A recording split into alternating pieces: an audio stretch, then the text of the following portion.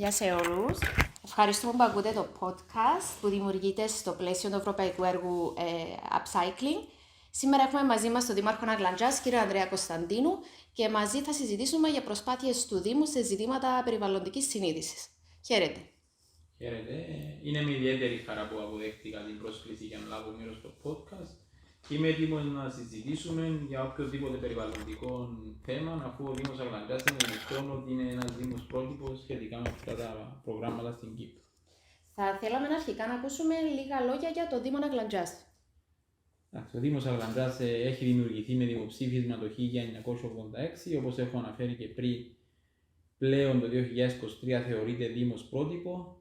Έχουμε την τύχη να φιλοξενούμε στα όρια μας το Πανεπιστήμιο Κύπρου, το Ραδιοφωνικό Ίδρυμα Κύπρου, το Αρχηγείο της Αστυνομίας, το Ινστιτούτο Κύπρου, σύντομα το Κτηματολόγιο. Άρα μπορείτε να αντιληφθείτε ότι είναι ένας Δήμος που έχει όλες τις ανέσεις, έχει ένα τέλειο οδικό δίκτυο που υπάρχουν περιθώρια βελτίωσης, αλλά είναι πολύ καλό για τα κυπριακά δεδομένα.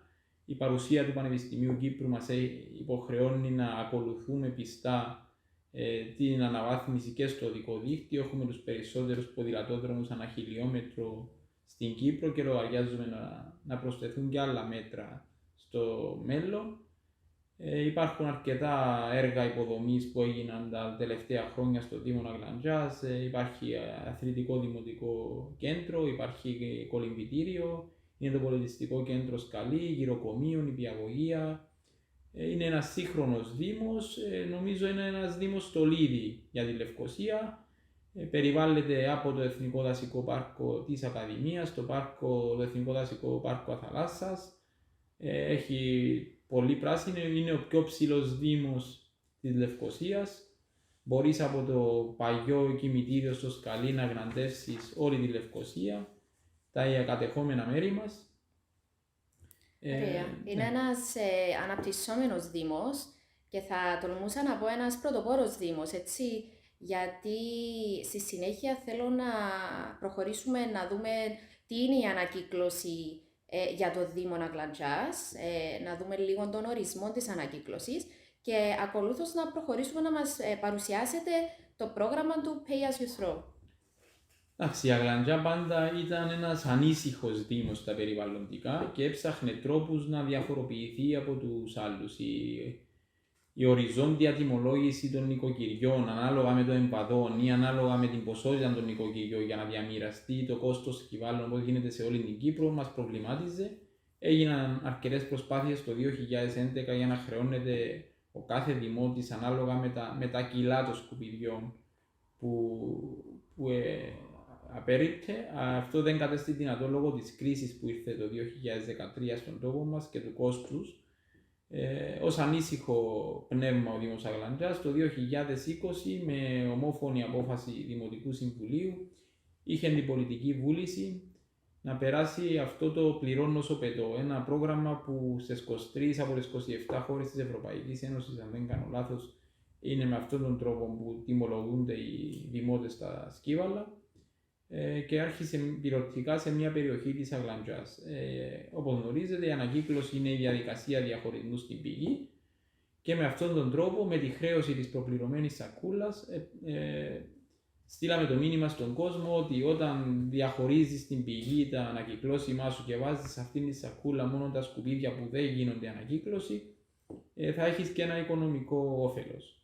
Πράγματι, μετά από 2 χρόνια λειτουργίας του συστήματος βλέπουμε ότι έχουν μειωθεί τα έσοδά μας γύρω στο 40%. Άρα για να μειώνονται τα έσοδα του Δήμου στο 40% μπορείτε να αντιληφθείτε ότι έχουν μειωθεί και τα έξοδα των δημοτών μας. Εντάξει, δεν είναι μόνο το οικονομικό. Η προτεραιότητα για μας είναι να δημιουργήσουμε μια κουλτούρα. Ήδη η αρχή είχε γίνει από τα σχολεία μας. Έχουμε εμπλέξει τα σχολεία σε αυτή τη μεγάλη προσπάθεια. Δεν ήταν εύκολο. Είναι πολύ δύσκολο από τη θεωρία του γραφείου να μπει στην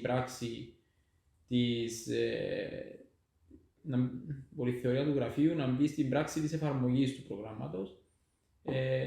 Από το 2020 και μετά βγήκαν διάφορα προβλήματα στην επιφάνεια, βήμα-βήμα λύνονται τα προβλήματα και πλέον το 2023 είμαστε έτοιμοι να μοιραστούμε την τεχνογνωσία μας τις γνώσεις μας, τις παραλήψεις μας με όλους τους Δήμους της Κύπρου και ευελπιστούμε τον Ιούνιο του 2024 αυτό το πρόγραμμα να εφαρμοστεί κάτι ανάλογο ή παρόμοιο με το δικό μας σε όλη την Κύπρο. Άρα μιλάμε για ένα πρόγραμμα που εφαρμόζεται πρώτη φορά στην Κύπρο, έχει να κάνει με την ανακύκλωση και καλλιεργεί έτσι λίγο την κουλτούρα της ανακύκλωσης στους δημότες Αγλαντζάς, οι οποίοι βλέπουμε ότι το υποδέχτηκαν αυτό το πρόγραμμα. Βλέπουμε ότι σαν Δήμος γενικά έχετε πολλές δράσεις, πολλές εκδηλώσεις όσον αφορά περιβαλλοντικά θέματα και θέματα ανακύκλωσης. Τι εκδηλώσεις κάνει ο Δήμος, τι δράσεις έχει? Εκτός από το αυτό μεγάλο τεράστιο πρόγραμμα. Αναλύσω τις πολλές δράσεις που έχουμε κάνει γι' αυτό, να αναφέρω ότι είμαστε ο πρώτος Δήμος στην Κύπρο που προχωράμε πρόγραμμα Πληρώνω στον Πετώ, αλλά και είμαστε και ο πρώτος Δήμος και από την Ελλάδα, γιατί έχουμε καλεστεί και στην Ελλάδα για να εξηγήσουμε πόσα έχουμε κάνει στην Αγλαντζά για αυτό το πρόγραμμα. Η βασική του προγράμματος είναι ότι αυτό είναι δικαιότερο. Με την κατάργηση του τιμολογίου σκυβάλων γίνεται χρέωση μόνο πραγματικά στα σκύβαλα, στα σκουπίδια που απορρίπτει ο κάθε δημότης και γι' αυτό προχωρήσαμε να το εφαρμόσουμε στην Αγλαντζά. Ήταν δύσκολο, αλλά υπήρχε πολιτική βούληση, όπως είπα και πιο πριν. Κλείσαμε τα αυτιά σε αυτούς που αντιδρούσαν και είχαμε την τόλμη να αλλάξουμε παγιές νοοτροπίες του παρελθόντος. Εντάξει, έγιναν αρκετές δράσεις για να μάθει ο κόσμος το πρόγραμμα. Καταρχήν έγινε ενημέρωση στην πιλωτική περιοχή από πόρτα σε πόρτα. Το ίδιο ευελπιστούσαμε να είχαμε πράξει για όλη την Αγλαντζά, αλλά ο κορονοϊός του 2021 και του 2022 μας τα απαγόρευε. Φυσικά περάσαμε τα μηνύματα από τα μέσα κοινωνικής δικτύωσης, από την τηλεόραση, από το ραδιόφωνο, από φυλάδια ενημέρωσης που είχαν διατεθεί σε όλα τα σπίτια, από την εφημερίδα του Δήμου που κάθε 3 μήνες μπαίνει σε όλα τα σπίτια της Αγλαντζάς. Κυρίως όμως κάναμε αρκετές δράσεις στα σχολεία μας. Ήταν ένας εύκολος στόχος τα σχολεία μας για να μας επιφέρουν αυτή την αλλαγή που ζητούσαμε να κάνουμε στα νοικοκυριά. Όπως σας είπα και πιο πριν, φιλοξενούμε στα όρια μας το Πανεπιστήμιο Κύπρου να φιλοξενούμε και αρκετούς χιλιάδες φοιτητές. Κάναμε και πολλές προσπάθειες ενημέρωσης στο Πανεπιστήμιο. Έχουμε άριστη σχέση με το Πανεπιστήμιο Κύπρου, έχουμε υπογράψει και μνημόνιο συνεργασίας, άρα πολύ εύκολα περνούμε τα μηνύματα που θέλουμε. Και κάναμε μικρές καμπάνιες διαφώτισης, ενημέρωσης ή μπορώ να πω διαφημιστικές για το πρόγραμμα που κάνουμε. Κάτι πολύ ωραίο που πρέπει να το αναφέρουμε είναι ότι εν καιρό πανδημίας είχε περάσει ένας μοβ Άης Βασίλης. Το μοβ το λέω γιατί το χρώμα της σακούλας του Δήμου Αγλαντζάς είναι μοβ. Γιατί θέλαμε να ρωτάνε τα παιδιά γιατί είναι μοβ ο Άης Βασίλης στην Αγλαντζά, για να μπορούν οι γονείς να εξηγούν στα παιδιά το τι διαφορετικό συμβαίνει στην Αγλαντζά. Είχαμε δώσει δώρο για να στείλουμε μηνύματα, ένα παγουράκι για να αποτρέψουμε την μεγάλη χρήση πλαστικής μπουκάλας. Στη μέρα του παιδιού τον επόμενο χρόνο κάναμε κάτι σε συνεργασία με την Αφής, την εταιρεία που κάνει ανακύκλωση με τις μπαταρίες. Περάσαμε ένα παραδοσιακό παγωτάρι με αυτοκίνητο από όλα τα σπίτια της Αγλαντζάς, με μοναδική προϋπόθεση όποιο παιδάκι ήθελε δωρεάν παγωτό να βάλει μία μπαταρία για ανακύκλωση. Άρα στείλαμε και τα μηνύματα για να μάθουν τα παιδάκια μας ότι αυτή η μπαταρία των παιχνιδιών τους είναι ανακυκλώσιμη. Και συνεχίζουμε τις δράσεις, δεν σταματάμε εδώ. Έχουμε αρκετά στα σχέδια. Το μεγαλεπίβολο μας σχέδιο που ευελπιστούμε να τα καταφέρουμε να γίνει, θέλουμε να ετοιμάσουμε ένα βανάκι που να μπορούν τα παιδάκια μας να μπαίνουν σε αυτό το αυτοκινητάκι, σε αυτό το λεωφορείο και να μαθαίνουν το τρίπτυχο περιορίζω, ανακυκλώνω, επαναχρησιμοποιώ με παραστατικό τρόπο. Ήδη έχει σχεδιαστεί αυτό το βανάκι πώς θα είναι. Εντάξει, λόγω μπορείτε να αντιληφθείτε ένας Δήμος που τρέχει ένα πρόγραμμα στο Πληρώνω στο Πετώ. Έχει γίνει μια καθυστέρηση και με τη χρηματοδότηση οφείλω να ομολογήσω. Είναι το επόμενο σχέδιο που θέλουμε να κάνουμε. Άρα βλέπουμε πόσο σημαντική είναι η ενημέρωση και η καλλιέργεια κουλτούρας που ξεκινά από τα παιδιά μέσω των σχολείων και ακόλουθα στους νέους μέσω του πανεπιστημίου, ούτως ώστε να αναπτυχθούν οι κατάλληλες δεξιότητες να καλλιεργηθεί η γνώση, ούτως ώστε να εφαρμόζεται και να προωθείται σωστά το πρόγραμμα. Άρα, ορθά ο Δήμος ξεκίνησε από την ενημέρωση στους νέους, πρώτα στα παιδιά, για να το μεταφέρουν παρακάτω. Εντάξει, από την τρίχρονη εμπειρία μου στο πρόγραμμα, ναι, γίνεται μια εξαιρετική δουλειά στα σχολεία μας μεταξύ των καθηγητών και των παιδιών.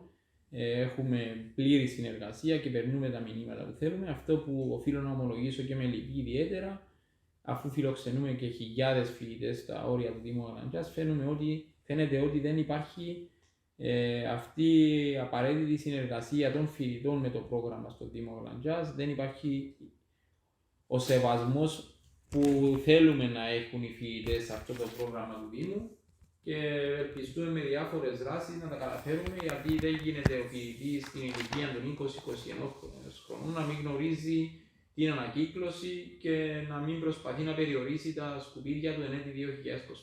Ναι, σωστά. Να περάσουμε τώρα στην επαναχρησιμοποίηση, είναι ένα άλλο κομμάτι και μια άλλη δράση, το upcycling, το να δημιουργείται δηλαδή κάτι καινούριο, ένα νέο προϊόν, από κάτι παλιό, από κάτι ουσιαστικά άχρηστο. Είχαμε συναντήσει και σχολεία τα οποία ήρθαν σε επαφή με το Δήμο σας, που ξεκίνησαν να παράγουν προϊόντα από κάτι άλλο, σε κονφετί από βιοδιασπόμενο χαρτί, οι οποίοι συμμετείχαν και στα καρναβάλι από το Δήμο Αγλαντζάς. Είδαμε έτσι ότι το υποδεχτήκατε με μεγάλη χαρά και ενθουσιασμό. Να μας μιλήσετε λίγο γι' αυτό. Εντάξει, είναι μια ιδιαίτερη χαρά που βλέπεις ότι τα παιδιά, οι νέοι μας, προσπαθούν να εξελιχθούν και αυτά με την εποχή. Η εποχή προστάζει επαναχρησιμοποίηση για να μειωθούν τα σκουπίδια που καταλήγουν στην χωματερή. Ήδη κάνουμε τα βήματα στην Αγλαντζά, αλλά θεωρώ στο κομμάτι της επαναχρησιμοποίησης μπορούμε να πετύχουμε περισσότερα. Εντάξει, γίνεται σε μεγάλες ποσότητες, θεωρώ, μόνο με τον ρουχισμό μπορεί να το πεις ότι μπορεί να γίνει αυτό. Κάναμε και δράσεις όπως μια δράση που θεωρώ ότι ήταν από τις καλύτερες στην Κύπρο τα τελευταία χρόνια, που μπορεί να μπει στο κομμάτι της επαναχρησιμοποίησης. Ήταν τα Χριστούγεννα του 2021, είχαμε κάνει τη δράση «Κανένα παιδάκι χωρίς σακάκι». Άρα παρακαλέσαμε όλα τα παιδάκια του Δήμου Αγλαντζάς που τους είχαν μικράνει τα σακάκια τους να τα παραχωρήσουν σε οργανωμένο σημείο του Δήμου και να τα μοιράσουν εντελώς δωρεάν σε άλλα παιδάκια που τα είχαν ανάγκη. Μιλούμε ότι είχαμε συλλέξει πάνω από 2.000 σακάκια και με αυτόν τον τρόπο δεν κατέληξε στα σκουπίδια ούτε στην ανακύκλωση, αλλά έγινε επαναχρησιμοποίηση. Υπάρχουν τρόποι, αλλά να μην κρυβόμαστε πίσω από το δάχτυλό μας. Πρέπει εμείς ως τοπικές αρχές ή το κράτος να δείξει την κατεύθυνση για την επαναχρησιμοποίηση στα παιδιά. Μετά από 3 χρόνια εφαρμογής στην Αγλαντζά του συστήματος, είναι πολύ λίγα τα περιστατικά επαναχρησιμοποίησης και όλα αυτά έχουν γίνει από τα σχολεία μας. Με δική σας πρωτοβουλία. Είναι κάτι που πρέπει να μας προβληματίσει, ότι την επαναχρησιμοποίηση κυρίως δουλεύουν τα παιδιά στα σχολεία με να δημιουργήσουν ένα ωραίο κήπο με ελαστικά αυτοκινήτου, με υλικά που ήταν προς να πάνε στη χωματερή και δεν βλέπουμε την ίδια δημιουργία από τους ανθρώπους από τις οικογένειες, από τους ανθρώπους τους μεγάλους. Πολύ σημαντικό. Θέλω να δούμε λίγο την ανταπόκριση των δημοτών γενικά στην νέα αυτή πράσινη πολιτική του Δήμου και εφόσον πρόκειται για τον πρώτο Δήμο που εφαρμόζει το συγκεκριμένο πρόγραμμα Pay As You Throw, αλλά και γενικά και άλλες δράσεις. Ποια ήταν η ανταπόκριση, τα ποσοστά? Είμαι από αυτούς που λένε ότι οι αριθμοί λένε πάντα την αλήθεια. Θέλω να αναφέρω μερικά νούμερα, γιατί με αυτά τα νούμερα θα καταλάβει ο κόσμος την αλλαγή που έχει γίνει στο Δήμο Αγλαντζάς και την αλλαγή που θα γίνει στην Κύπρο αν επεκταθεί αυτό το πρόγραμμα σε όλη την Κύπρο. Το 2020 η Αγλαντζά είχε στείλει στη χωματερή 8.500 τόνους σκουπίδια. Το 2021, δηλαδή στον πρώτο χρόνο εφαρμογής του προγράμματος, στείλαμε στη χωματερή 5.000 τόνους σκουπίδια. Δηλαδή είχαμε μια μείωση γύρω στο 41% σκουπίδια στη χωματερή. Μπορείτε να αντιληφθείτε τα μεγέθη. Μιλούμε για 3.500 τόνους και το αυτοκίνητο, το σκυβαλοφόρο, για να αντιληφθεί κάποιος το μέγεθος, χωρεί 6 τόνους. Άρα, αν γίνει μαθηματικά πόσα αυτοκίνητα γλιτώσαμε από τη χωματερή, είναι γύρω στα 600 αυτοκίνητα λιγότερα δεν πήγα στη χωματερή στο Δήμο Αγλαντζάς.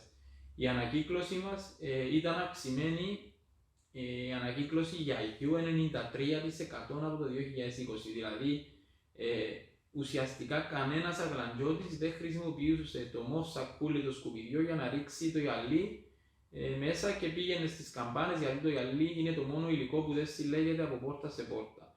50% αυξημένο το χαρτί και 52% το PMD. Εντάξει, αυτοί είναι οι αριθμοί.